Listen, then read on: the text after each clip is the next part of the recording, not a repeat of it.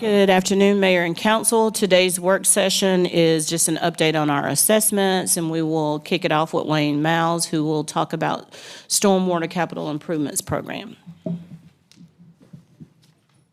Thank you, ma'am. Mayor, council members, thank you very much for the opportunity to come talk about stormwater today. We're excited about this. I am Wayne Miles. I'm the Stormwater Manager in Engineering Services. I'll be assisted by Barbara Baranta, who is our Division Manager over Planning and Asset Management. And when I assisted by, that means Barbara's going to give the bulk of the presentation. Stormwater is on the minds of our community right now, and rightly so. We are developing community, and we work hard every day to mitigate the impacts of those development. We are seeing statistically the changes in rainfall that support, we are seeing climate change right now. And we are working hard to be more resilient in terms of green stormwater infrastructure, in terms of floodplain buffer mitigation and management. And we all last fall were starkly reminded in the Southeast of the potential impacts of larger tropical storms. And we are working every day to get ready for those impacts. We are being smarter about the technology we use to understand and predict those impacts of flooding, and using technology to help alert our citizens. And we are helping our community be smarter themselves about how to prepare and what to do when those impacts are forecast and when they are seeing storm impacts. In short, to be stormwater smart. So what we're going to talk about today fits in very well with the ongoing preparations that our team is doing, especially related to capital improvements and capital improvement needs. And we're going to talk about our overall categories, our summary of our 10-year capital improvements plan. And then at the end, I want to take a few minutes on a very specific project related to Rose Lane Safe Access that is one project that is very high profile, and we are at a milestone that I want to keep City Council informed of that project before we take the next steps. With that, I'll turn it over to Barbara Baranta. All right, good morning, everyone. Before we jump into stormwater categories, I did want to provide some context. So flooding, water quality, and aging infrastructure are stormwater challenges and risks that our community faces. And our capital improvements plan is aimed at addressing those challenges. We have $920 million in known stormwater capital improvement needs in 5 categories: major CIP projects, water quality, asset management, floodplain management, and then other programs, which is a combination of other smaller programs. Using our current, in our next part of the presentation, we're going to go over each one of those categories, talk about how the projects are generated, and then provide some examples. And I'd like to point out that using our current pay-as-you-go strategy, it would take us 66 years to deliver these known capital needs. So as Wayne is going to talk about in April, we're proposing a debt and grant strategy to improve this to a 25-year delivery. All right, so first category, major capital projects. Major capital projects address flooding, renew assets, improve water quality. These are larger projects like neighborhood conveyance improvements, big asset replacement, dam rehabilitation. Many of these major capital projects are developed through watershed planning process, which looks at collecting data like survey or stream walks, analyzing that data through hydraulic modeling or water quality modeling to define projects. And we have studied all of our watersheds, and we're in the process of renewing those studies and updating our stormwater needs. One of the big changes we've made is including community engagement throughout this process. And this is really important to us. We're making decisions on how to spend millions of dollars, and we want to make sure the community is involved, and we want equitable community engagement. So we want to make sure that the people we're talking to are representative of the area that we're studying. So to do this, we reach out to our Department of Community Engagement. We incorporate best practices from the Community Engagement Playbook, engage stakeholders, hold online surveys, public meetings, And then we track the demographics to confirm that the input is representative. Okay, so that's kind of the process and how a lot of these major projects are developed. And now we'll look at two examples. One is the Camp Pond Dam project, and this is an $11 million project in West Raleigh. The city has a road over the crest of the dam, and this road is a one-way in, one-way out access for about 40 homes. Under that road is the dam spillway, which is corroded and impacting the dam embankment. So this project will maintain access for the community and address a notice of deficiency for North Carolina dam safety.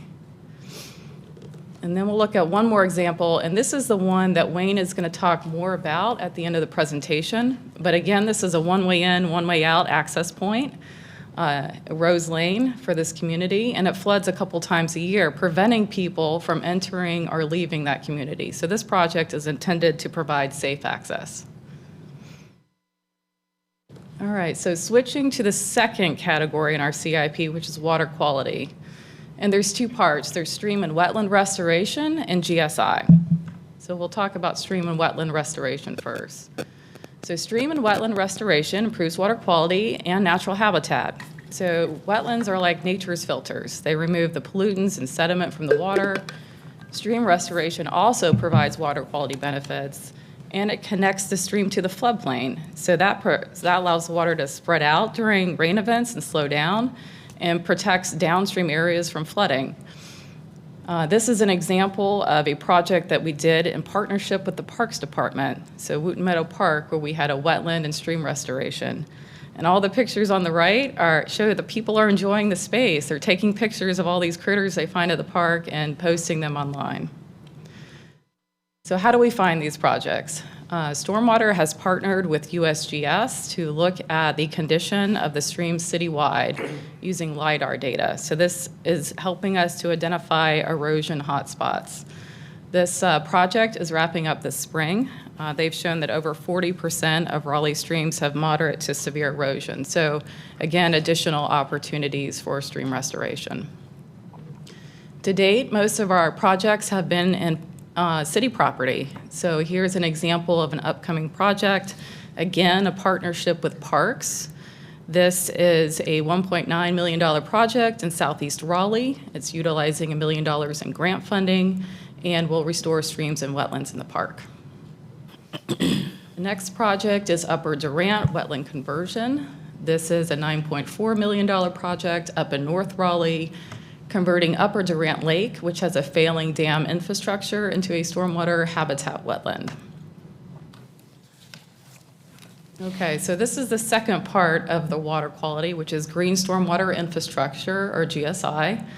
So GSI is a nature-based solution. So traditionally, stormwater included having pipes and gutters and moving that water away as fast as possible from buildings and roads. That doesn't help water quality and can promote downstream flooding. So these nature solutions use plants, permeable soils to allow the water to infiltrate where it falls naturally. And this provides water quality benefits. It also provides amenities for the community so people can enjoy these spaces. And these green spaces also help mitigate urban heat. So there's a lot of benefits to GSI. And Raleigh Stormwater helps provide GSI funding for other departments. So we help support planning, design, and construction of GSI on other city projects, such as Gibson Play Plaza, which is opening this spring, or the Civic Tower, which is currently under construction. And then, thanks to council support, we now have a GSI maintenance crew, which is housed in Parks, to help us maintain these devices after they're constructed.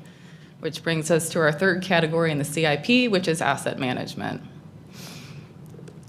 So asset management improves public safety, protects water quality, and reduces costs. We have 3 asset management programs, one for green stormwater infrastructure, another for dams, and another for stormwater conveyance.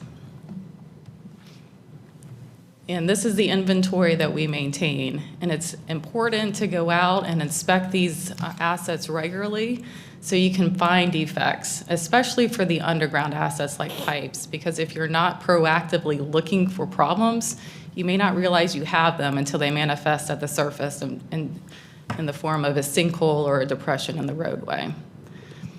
Just, do you have smart technologies that could help you identify problems?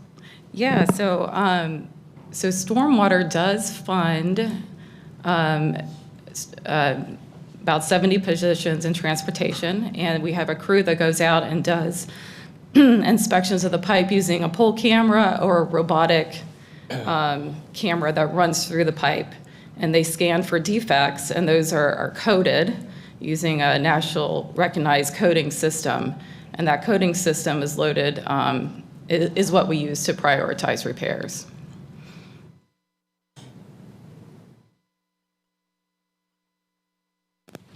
Okay, that answer your question? Okay.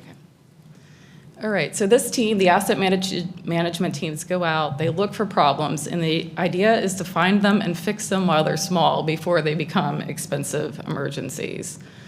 So an example of this is our stormwater pipe rehabilitation program. So the inspection crews go out during our watershed studies. They inspect all the underground assets in the roadway. They identify pipe in poor condition that's critical to the system. These assets are bundled up into rehabilitation projects. And we are looking to line these pipes, which is a much more cost-effective technique than digging down and replacing them. All right, moving along to the fourth category, which is floodplain management. Floodplain management protects public safety and enhances community resilience. So this program has a lot of public outreach to tell people, hey, you live in a flood-prone area, here's the risk you're facing, and here's how to prepare for larger storm events. And we're working on improved assessment and mapping to help convey that risk. This team also does planning studies for areas that are frequently flooded and looking at ways to make them more resilient. And also has a, voluntary flood hazard mitigation program.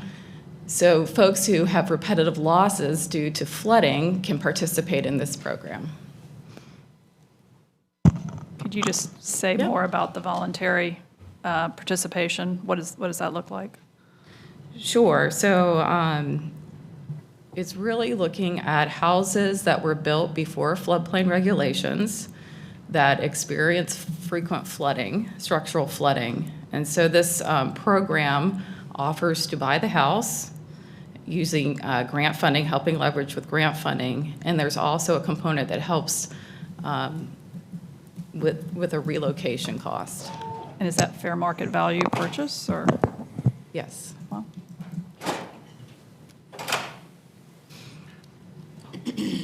Barbara, when did the stormwater regulations go into effect? So I have a sense about those properties that were built that were not part of those guidelines. I get tons of emails. There's a stormwater problem. When I look at it, I can tell it was a home built in the 50s or 60s. So when did those rules go into effect? A Decade is fine. Yeah, so great question. So the history of our program is we had sediment and erosion control regulations were the very first thing that went into place in 1974, and then floodplain regulations and floodplain maps were around 1978. And then those were really the major programs, regulatory programs we had here in Raleigh until really 2003 is when our regulations related to post-construction stormwater detention and water quality started to kick in. And that's where the bulk of our stormwater control measures on the private and the public side started. I'll have a follow-up question on that later, but I want you to continue. Okay. and just one other quick follow-up on the voluntary. How many houses have we actually bought through that program? So if you go back in history, there were quite a few. I don't have an exact number, but the bulk of the houses we've bought here in Raleigh were after Fran. So they were in the late 90s. And the reason for that is there was a disaster declaration and there was a lot of federal funding that came in as a result of houses that flooded and were deemed flood prone after that storm. And a lot of people, it was fresh in their minds. Again, this is a voluntary program, so people have to agree to be bought out, and when a big storm is fresh in their minds, they're more likely to do that. I'd say in the last 5 years, it's really only been about 4 or 5 houses that we've bought out, so that program has slowed down a little bit, but that is one that we are hoping to ramp up again. Can I answer my question now? Please. Yeah, while it's fresh in mind. So as we're going through this, I don't know if you're going to touch on it, but very often, I'm sure a lot of calls that we get, this is an area that does experience flooding. A new case is coming in to do a new project. Wait a minute, don't build because it's only going to exacerbate the flooding, even though regulations will make sure you capture the stormwater on site. So just want to understand in those circumstances, how do you advise us to go through that? Do the current stormwater regulations capture any new development storm on site?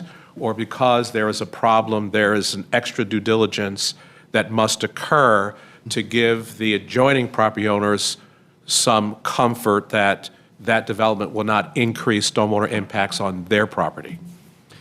Yes, so I'll try to be brief because there's a lot that goes into our regulations. Our current regulations require post-construction peak flows to be the same or less than pre-construction peak flows for a 2-year storm and a 10-year storm. And a 10-year storm, for example, is about a 10% chance in any given year. And those are our existing regulations. Where we have documented occurrences of structural flooding downstream of a development, and that development has controls more than 5% of the drainage area going to that area, then that increases the threshold. They have to control a 100-year storm. So much higher level, and that is all part of our UDO. Now, there are other circumstances. Sometimes developers will offer above and beyond as part of rezoning conditions, for example, but that's all voluntary. Got it. Obviously. Thank you.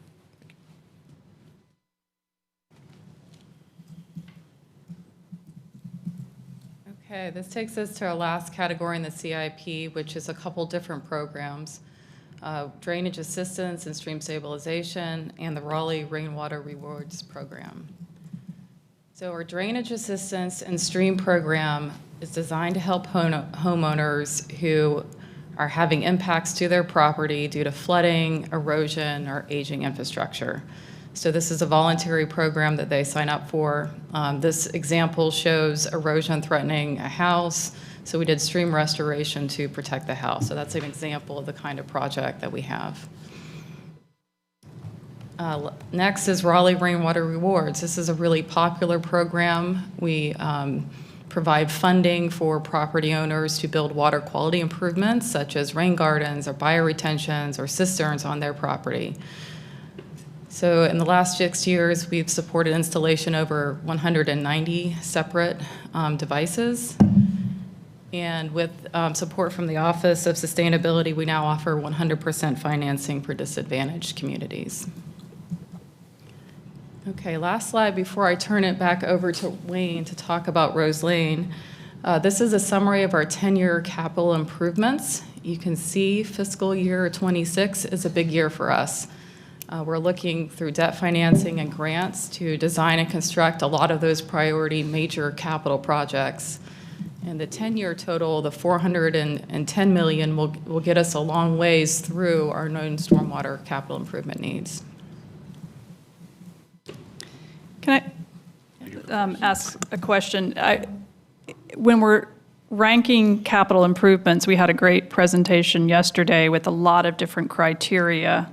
What I didn't see on there was matching funds, whether projects have already been started, and then also inflationary impacts on projects so that we might also take into consideration those as we face massive inflationary pressures in some of the concrete and materials. So just how do you factor in the ability for those other items? Yeah, in terms of grant funding, there are usually limited projects that really hit the priority points that are needed for grant funding. So whenever we see those opportunities, we pursue them. And we've been fairly successful, especially at the state level. Land and Water Fund is a program that we have been able to get some grants, the Durant Nature Preserve, Upper Durant Project, Spotswood Project, and others. And this council's been very supportive in allocating some ARPA funds to our projects as well. So projects will move to the front quickly if we're able to qualify for those funds and get funding, and then that allows us to accelerate those projects often. In terms of bigger priorities, we have a model, a prioritization model that the Stormwater Management Advisory Commission has helped us develop and that we apply to every one of our stormwater projects. So that determines the ranking order of the priority based on public safety, water quality benefits, infrastructure benefits, all based on risk modeling. And Barbara can go in as much detail as you like. It's part of our asset management program is all assets are assigned a risk, which has to do with the probability of it failing, and then what are the impacts if that asset fails. And that all dictates and drives our priorities as well. I had a question on the previous slide. Just for awareness, for the rewards program, is that for individual? It says public and private properties. So is it homeowners? Is it an HOA? A homeowner association could actually apply? Just need to understand the scale. I'm seeing the images and it says public-private properties. So just want to know who would be the person applying. Is it the property owner? Is it a homeowner association, an individual property owner? Is it competitive? And I noticed it was about 100. I was trying to see the amount of funds dedicated. Is it competitive? Is it being used on an annual basis, or we should be promoting it more? Yeah, good questions. It is the private property owner. Okay. And we invest in the green stormwater infrastructure on that property. So there's an agreement that we sign with those property owners. In exchange for funding their projects, they have to sign a maintenance agreement for a certain period of time. And it's either 75% or 90% reimbursement depending on the area of the city. We have some high water quality impaired waterways that get a higher reimbursement, although we're looking at that. We also, though, have partnered with Office of Sustainability. We have 100% subsidy program now that's available for qualified applicants based on the income and the rental. And they can get 100% of the cost to build GSI on those properties as well. Thank you. That's the last slide. Okay, my turn anyway. Yeah, so real quick, wanted to provide some transparency update on this important project. Barbara mentioned already, this is a project where 55-home neighborhood, many of those homes are Habitat for Humanity homes, becomes isolated during large storms when Walnut Creek floods the only way in and out. And that historically has happened about once or twice per year. Now, we have already been working to make improvements as quickly as possible. We've installed flood warning signs that are activated based on sensors. We've been lowering Lake Johnson ahead of storms, and that's upstream. So when we preemptively lower water levels, that gives us more flood storage. And we've been able to use that technique to reduce the frequency of flooding from what used to be once or twice a year. It's only flooded twice in the last 5 years now, even though we've had some pretty good storms. So that's been successful. We also, with our flood early warning system, have a better understanding to be able to predict when the road will flood, as well as elsewhere in Raleigh. So we've preemptively put out construction signs last fall during Debbie to let residents know we're predicting flooding tomorrow. Get ready, be prepared. And then you heard communications talk about the wireless emergency alerts. We deployed that last fall during Debbie when the road flooded as well, specifically to that neighborhood that was flooding, so they would know that was a safety issue. But we still need to move forward. We've made improvements. We're not meeting the level of service we would like, which is safe flood access for at least a 100-year storm. So we're moving forward with a permanent, resilient alternate access. And we appreciate council has allocated $800,000 of the city's ARPA funding toward this project previously, and we've been moving forward with public meetings, lots of support from the residents, online survey, and we have an engineer hired for this project. And we've looked at lots of alternatives. So if you look at trying to zero in here, this is the neighborhood that gets isolated, and here's Rose Lane. Right here is where it crosses Walnut Creek and floods. So we've looked at lots of other options, a bigger, taller, wider bridge. It's a really wide floodplain there. And there's other houses up here that flood, so we don't want to make their flooding worse. We've looked at going east, lots of floodplain and wetlands in this area. This one also crosses Walnut Creek. So the preferred alternative is this way, to put alternative access to the west and tie in to what is Wake County's bus operations facility. And so based on all of our alternatives, that's the preferred option. And it's a lot less cost as well. So we've been moving forward with that option. And the first steps were to have some conversations with Wake County Public Schools about how they felt about it, real estate concerns, questions, and we've had some very productive conversations with them. Their real estate staff suggested, let's come up with a memorandum of understanding so we all agree on what conditions and how this might proceed so that then we can finish design. And then once we get design, the negotiation of the easements is where we would ratify all of those agreements permanently. Right now, this is just an MOU. And they have recommended that that go to the Wake County Public School Board. So we wanted to bring this to you for transparency, give you the opportunity to ask any questions about this before it went forward to the school board and so forth. So right now we're still in the negotiations phase with the school system. So here's the next steps.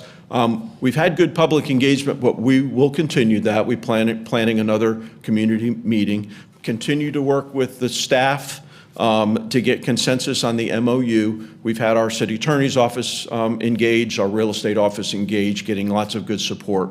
Once we get that MOU, we can proceed with design and then finally negotiate the final easement in the terms of that easement with Wake County Public Schools. And just, I want to make one clarification too. When we the plan to tie into the bus facility, that is just an access road. It is not a right-of-way. Okay, so that's their property. We will need to negotiate an egress easement through their entire property. The plan is at this point that will only be open and available during emergencies. So we have a sensing system at Rose Lane that flashes those lights. When those lights are flashing and closed, that's when we would open up the alternative access and allow that safer access through so that's the concept at this point. Hopefully a future phase could make that be a permanent access, but that's down the road. This is step one to give that emergency access. So be glad to answer any additional questions on the capital improvements or this project itself. Councilor Branch and then Harrison. Yeah, definitely. So I'm assuming the alternate route you're looking at is the least impactful environmentally of all the other routes. Also, my question is, say everything is approved from the council level and from the Wake County School Board level, what's the time frame of getting this built out? Yes. So to your first question, yes, environmental impacts as well as costs were all part of the criteria that led to the selection of the preferred alternative to the west. Timing-wise, we are proceeding into design. We think that will take 12 to 18 months. There's still some permitting, floodplains and so forth. So we are budgeting in the CIP for construction to start right at the beginning of fiscal year 27. So that would be July, August of 2026. So a little more than a year from now is when construction would actually start. In the meantime, we'll get ready for design, easement negotiations, and so forth. And does it go, because I'm looking at this image and then slide 37, does it go around Wake County's property or through their property?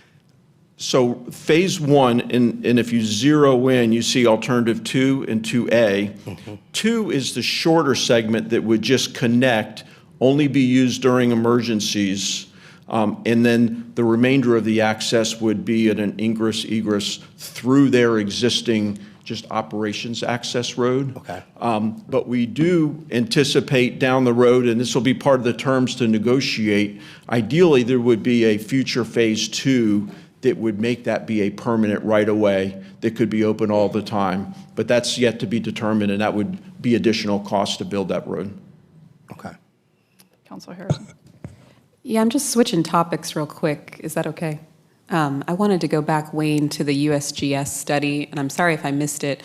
Is it already complete? I remembered it was going to be completed in April, but I missed that part. I think it's really close. I think we've seen maybe a preliminary draft version of it that we're providing comments to USGS. But yeah, and then the final report should be issued around April. Okay. So we're really close, really close. We do have Excellent. some preliminary results. As indicated here, Barbara mentioned about 40% of Raleigh streams are either moderately or severe erosion. When it is available, I just want to put it out there. We could either have a discussion about it at the Growth and Natural Resources Committee or for all of council if everyone is interested. I think it'll be really eye-opening. Thanks, Wayne. Thank you. We Councilor welcome that. Branch had another follow-up. So we're going to ping pong, and then we'll go to Mayor Pro Tem and then Councilor Patton. All right. So just quickly, we constantly have public comments about stormwater and the creeks and connectivity. What's the best way for residents to get involved, get engaged? I see you mentioned community engagement, but what's the best way for residents to get involved if they have ideas about a creek that's going through their backyard? Yeah, absolutely. Certainly reach out to me, and I can direct them to the right place.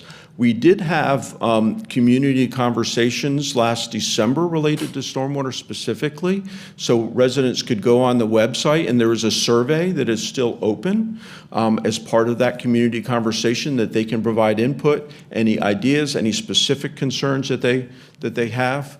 And we're still accepting input as part of that public input process for the community conversation. All of that input is being used to update the city's comprehensive plan related to stormwater and set ideas for future policy issues as well.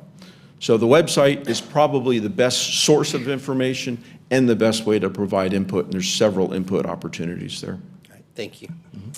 Mayor Pro Tem. Yeah, thank you, Wayne. I think I've asked you for this number that's on your pie chart. Back when you came to present the same presentation to us, what, 4 years ago? Do you remember? Yes. You remember what the number was? I think it was more in the $800 million range then, probably. So it's gone up for multiple reasons. Escalation, inflation, construction costs are going up. But as our Barbara mentioned, our watershed studies are ongoing. Every time we do watershed studies, we add more detail as to specific projects, and we can refine those numbers as well. Yeah.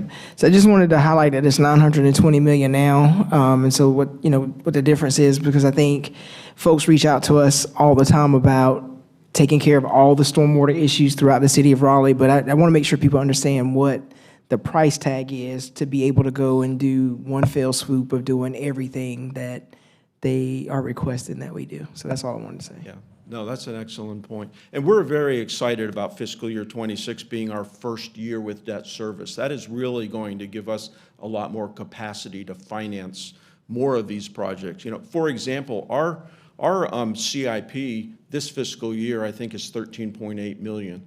So if we have one of these $11 million projects, that means we can't do really almost nothing else that year. But with the debt service, we can continue all these great programs, drainage assistance, rainwater rewards, borrow for these larger projects. And I think that's a more fair way of funding stormwater, because these improvements will last 50, 60, 70 years. It's not fair for people paying stormwater fees only today or this year to fund all of that. So this allows us to spread out the payments for these large capital improvements that will serve the community for decades over a longer period of time. Hi, Wayne. I've got several questions for you. So I'm, we're hearing a lot about people who are living across the country in highly climate-sensitive areas, and they're facing like lack of insurance and full states being on like their insurer of last resort. And so I know you're not an insurance professional, but can you talk about how this interacts with the insurance rates that people face, and like are Raleigheites well positioned, or should they start being concerned that we will be their insurance will be impacted, et cetera? Yeah, good question. That's a challenging one because Barbara mentioned repetitive loss. That's a statistic for homes that are in the National Flood Insurance Program that are tracked, how many claims they have made. And insurance carriers look at all of that data regionally to look at their risk and set insurance rates. So whenever you get big storms, that causes those insurers to reassess their risks in the rate. So we're not immune from that.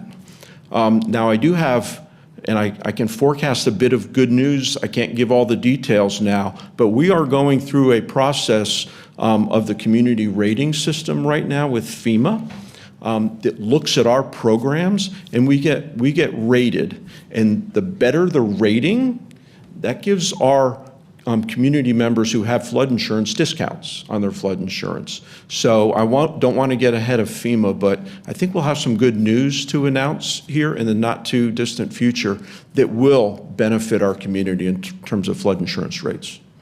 That's good to hear. Another question I have, a little bit of a different angle. The stream bank stabilization program is very important to our community members. As Councilmember Branch alluded to, we have a lot of folks who are very dedicated to the creeks in their backyards, but you have limited resources and can only tend to so many projects in a year. Using the neighborhood traffic management as a parallel, they will rank order the requests, and then they'll be pretty transparent with the community, like we can do 20 in a year and you're 36th on the list, so you can somewhat forecast out like how many years it'll be before their thing is attended to. Do y'all have a comparable sort of forecasting out for residents, like your particular stream in your particular backyard is 50th on the list, and so that means we might get to it in 2030? We do, and that's all online. Projects that have applied for and qualify for the program are rated in terms of the priority score. We put those projects on the website in ranking order. And the other part of that, though, is there's no guarantee with that order. It's not first come, first serve. If another project comes in that happens to be scored higher, you may move in that list. And I understand that can be a little bit frustrating to residents, but we do basically go with the priority scoring. So we can give some predictions. Now, the other programs that we have, though, is we have buffer builder bags. We give stream restoration workshops. So we have other avenues for community members to do some work themselves, because the other part that folks don't often realize is streams on private property are private property owners' responsibility for maintaining them. They may not have the resources or knowledge of how to do that, but we hold workshops to help teach them how they can go and put in live stakes and put in riparian buffers and encourage vegetation to help restore some of the streams themselves. And so even if they're maybe low or not on the stream stabilization list, there are other ways that we can help them. Thank you. Thank you. Councilor Silver? No. I had a few questions. One, just on this most recent point you made, is there a chance for citizens to volunteer? I mean, as you get these rain gardens and green infrastructure that may be right along greenways, et cetera, do you have citizen volunteer opportunities? We do.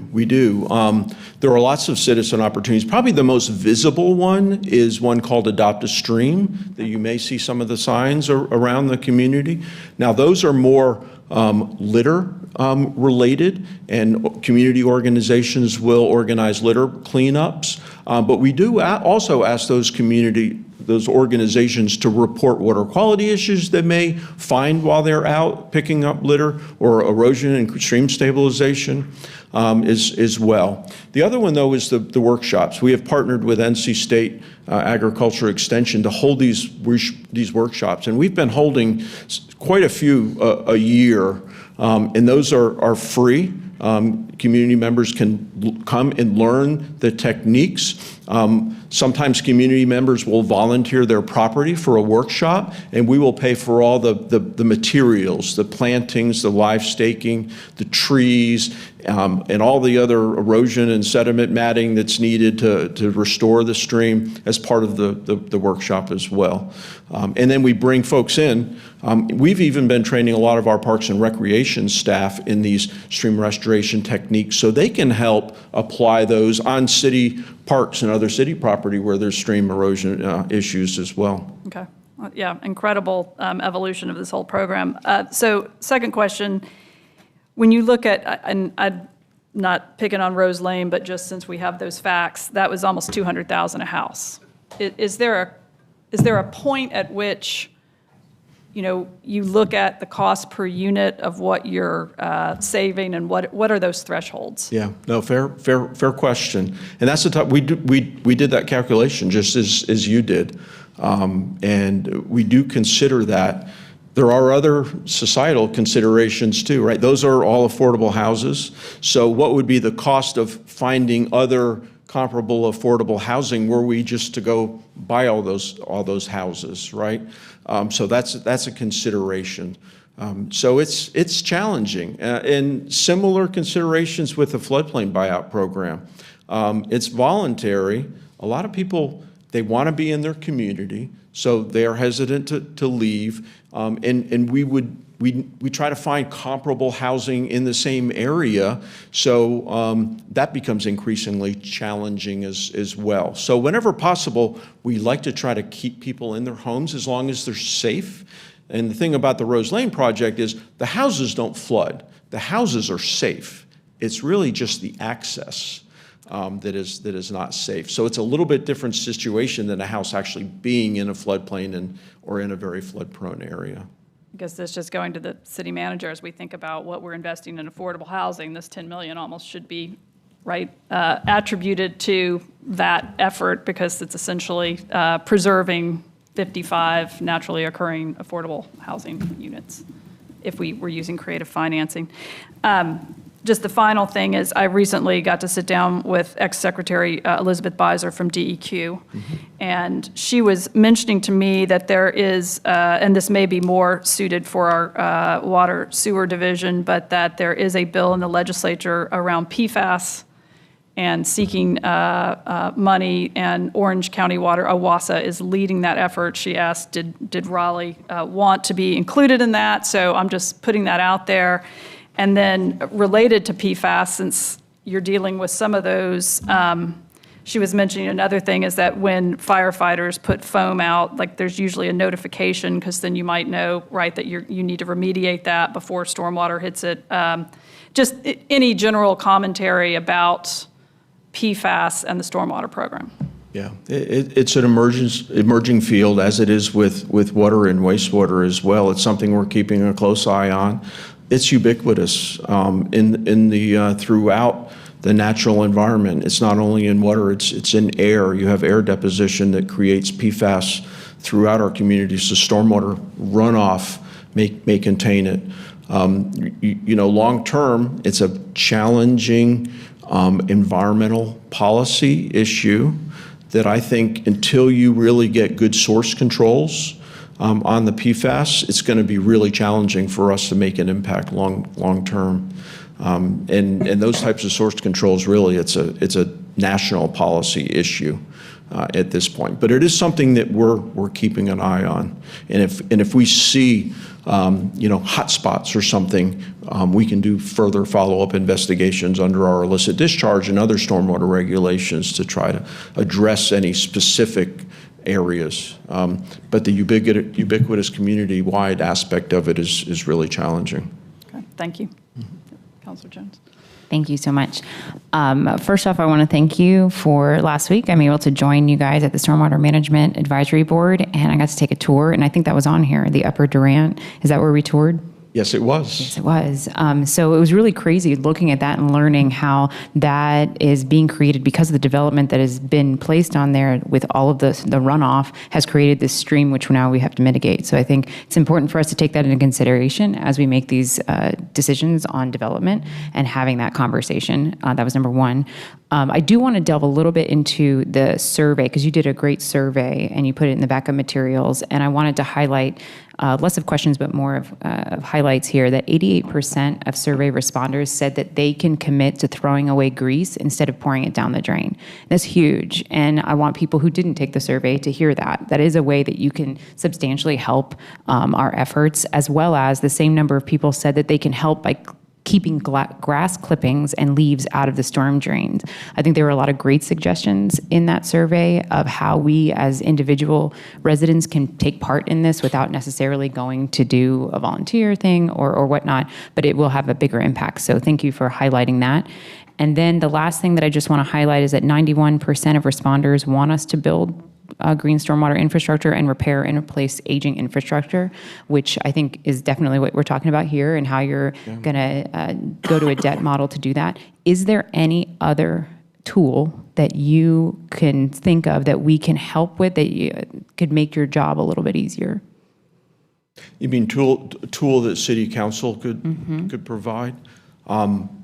It's hard to say. You all have been very supportive, and I appreciate that. I think support for these capital improvements, as Barbara mentioned, we'll be coming back in April at our budget presentation with some more specific suggestions and recommendations related to the budget and supporting programs moving forward.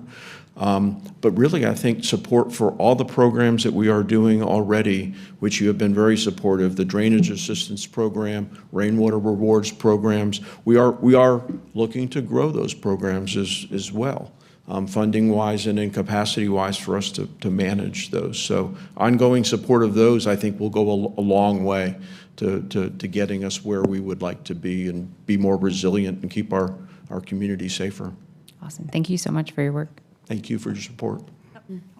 Yeah, I just wanted to follow up on the PFAS conversation. I attended a regional meeting last week. There were about 200 experts looking mostly at Jordan Lake and PFAS issues there, but we also had staff from the city of Raleigh, water, and a lot of different municipalities representing, talking about how they are dealing with PFAS. And I'd be curious, I think, Marshall, if we could get a manager's report about any activities that we have to deal with PFAS, because it does affect various areas of our life. And so whether that's stormwater, drinking water supply, firefighting foam, there are a lot of products or essential life assets that are affected by this forever chemical, and it is complicated. I mean, the science is vast, and I think what I learned from last week was,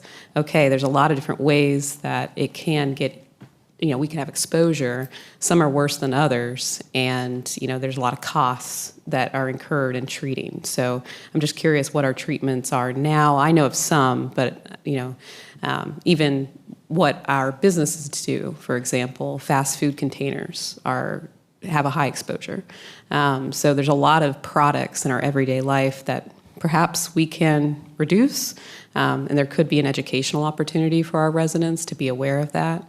But I also don't want to, kind of scare anyone unnecessarily. I just think there is some conversation to be had for the level of PFAS exposure that we have in our state. Mm-hmm. Well, and then just I think well water, right, is one of the ways people might be ingesting. I don't know how many people we have on well in the city of Raleigh. That was another program. There is a Bernard Allen, who was, House Rep from Southeast Raleigh, drinking water fund that particularly helps low-income people who may be on well, and it's a testing program. So it seems like there are resources and programs. I'm sure we're already participating in some, but given the size of the issue, helpful to know some of these additional ones that I hadn't heard of. Sure. Any other questions for Mr. Miles? All right, well, it's $1 billion, just asking for $1 billion. Not quite. Yeah, thank you. Thank you all very much. Appreciate it. All right, that is all to come before us today, so the work session is adjourned.